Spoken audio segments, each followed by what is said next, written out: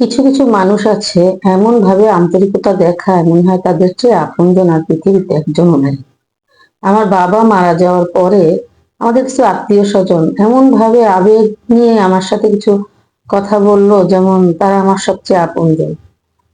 আমরা আছি, কি হয়েছে, কোনো সমস্যা নাই।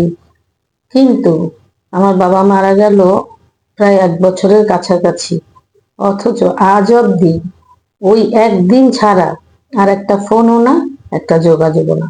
অথচ এরা চায় সংসারে কি জানেন, কর্তৃত্ব, এরা চায় মাতুব্বারি।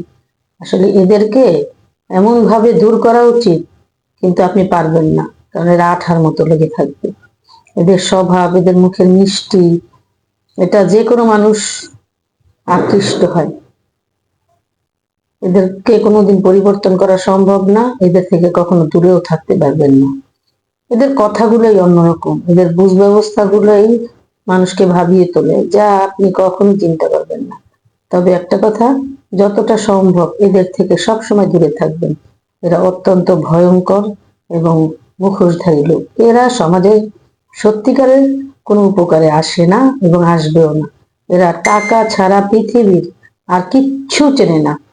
মনে রাখবেন, সমাজ সেবা বা দেশের সেবা বা মানুষের সেবা করার মানুষজন আলাদা।